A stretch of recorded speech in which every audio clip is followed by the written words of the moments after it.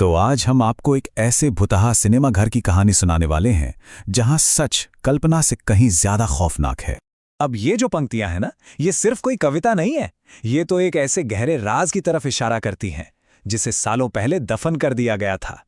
ये कहानी है एक भटकती रूह की जो सिर्फ इंसाफ चाहती थी। तो चलिए इस रहस्य की तह तक चलते हैं। कहानी शुरू होती है आगरा के एक सिनेमा घर से जिसका नाम था सिनेमा कट। और यहाँ ना कुछ बहुत ही अजीब, बहुत ही अनहोनी घटनाएं हो रही थी। सोचिए, सिर्फ पिछले 3 महीनों के अंदर इस थिएटर की दीवारों के पीछे 6 लोगों ने रहस्यमयी तरीके से अपनी जान गंवा दी थी। 6 मौतें। और मजे की बात यह कि किसी को कानो कान खबर तक नहीं हुई। अब देखिए, ये केस ना बहुत ही ज्यादा उलझा हुआ था। एक तरफ तो ये अफवाहें थीं कि स्क्रीन नंबर 3 में कोई बुरी आत्मा रहती है, और दूसरी तरफ हर मौत पर पर्दा डाल रहा था थिएटर का मालिक चंद्र प्रकाश मिश्रा, एक ऐसा आदमी जो पहले गैंगस्टर था और अब एमएलए बन चुका था। तो बस इसी पूरी गुत्थी को सुलझाने के लिए पैरानॉर्मल एक्सपर्ट दिशा ने फैसला किया कि वो इस केस को अपने हाथ में लेंगी। तो जब दिशा थिएटर पहुंची तो वहां का एक बुजुर्ग केयरटेकर था, रतन। उसने दिशा को एक बड़ी अजीब सी चेतावनी दी। ये शब्द सिर्फ एक कहावत जैसे नहीं थे, नहीं, ये तो आने वाले किसी बहुत बड़े खतरे का इशारा थे। चलिए अब सीधे उस रात पर चलते हैं जब दिशा ने फैसला किया कि वो अकेले ही उस बदनाम ऑडिटोरियम के अंदर जाकर सच का पता लगाएगी। अब दिशा का तरीका ना वो अंधविश्वास वाला नहीं था, वो पूरी तरह से तकनीक पर भरोसा करती थी। तो उसने क्या किया, सबसे पहले सीट D23 के पास एक थर्मल कैमरा लगाया, फिर ठीक बगल वाली सीट पर एक डिजिटल ऑडियो रिकॉर्डर रख दिया, और आखिर में अपने लैपटॉप से सेंसर्स जोड़ दिए ताकि किसी भी तरह की एनर्जी या कोई भी अजीब हलचल हो तो वो तुरंत पकड़ी जा सके। और फिर पहली अजीब चीज हुई। अचानक उसके लैपटॉप के स्क्रीन पर जो तापमान 18 डिग्री सेल्सियस दिखा रहा था वो धड़ाम से गिरकर 4 डिग्री पर आ गया। अब ये कोई मामूली बात नहीं थी, बिल्कुल नहीं। ये एक अलौकिक शक्ति के वहां होने का पहला पक्का सबूत था। इसके बाद जो हुआ ना, वो सच में रोंगटे खड़े कर देने वाला था। उस एकदम शांत वीरान हॉल में उसे एक खाली सीट, वही सीट D23 से किसी के पॉपकॉर्न चबाने की एकदम साफ आवाज आने लगी। जरा सोचकर देखिए कितना खौफनाक मंजर रहा होगा वो। जब दिशा ने घबराकर अपना रिकॉर्डर चेक किया तो उसे एक अजीब सी दबी हुई चीख सुनाई दी, और साथ ही एक प्रोजेक्टर के चलने की बहुत हल्की सी आवाज। उसे फौरन समझ आ गया कि इस पूरी पहेली का जवाब प्रोजेक्शन रूम में ही छिपा है।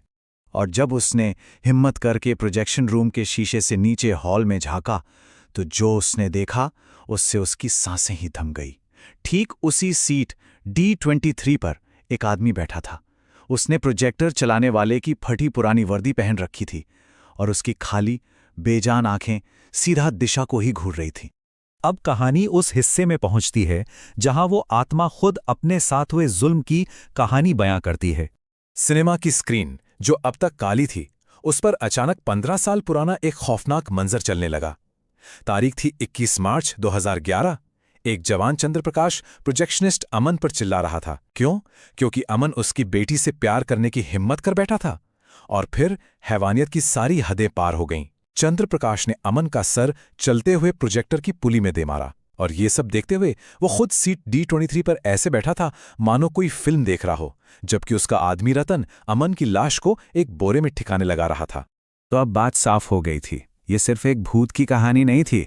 अमन की आत्मा किसी से बदला नहीं लेना चाहती थी, वो तो बस दुनिया को सच दिखाना चाहती थी, अपने कत्ल का वो सच जिसे दबा दिया गया था। और अब कहानी अपने अंजाम पर पहुंचती है जब कातिल यानी चंद्रप्रकाश खुद दिशा का सामना करने के लिए वहां आ धमकता है। चंद्रप्रकाश के हाथ में साइलेंसर लगी बंदूक थी। उसने दिशा को घेर लिया और ये धमकी दी। उसका इरादा साफ था, दिशा उसकी अगली शिकार बनने वाली थी।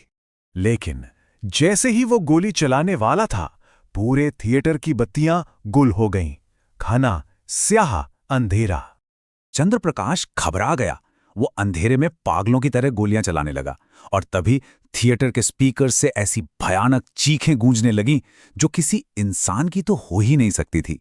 और फिर उसी अंधेरे में अमन की आत्मा उस डरे हुए, कांपते हुए चंद्रप्रकाश के ठीक सामने आ गई और उसे घसीटकर उसी प्रोजेक्शन रूम में ले गई जहां से ये सारा खूनी खेल शुरू हुआ था। और यहां इंसाफ का पहिया पूरा घुमा। अमन की आत्मा ने अपना बदला ठीक उसी तरह लिया जिस बेरहमी से उसे मारा गया था। फिल्म की रीलें चंद्रप्रकाश को उसी प्रोजेक्टर की पुली में खींच लेती हैं और उसका अंत भी ठीक अमन की तरह ही होता है। कहते हैं ना, कर्मों का फल यहीं मिलता है। तो चलिए अब देखते हैं कि इस खूनी अंत के बाद क्या हुआ और क्या उस तड़पती हुई आत्मा को आखिरकार शांति मिली। जब दिशा को होश आया तो उसने अमन की आत्मा को देखा, पर इस बार उसका चेहरा बिल्कुल शांत था, इंसानों जैसा।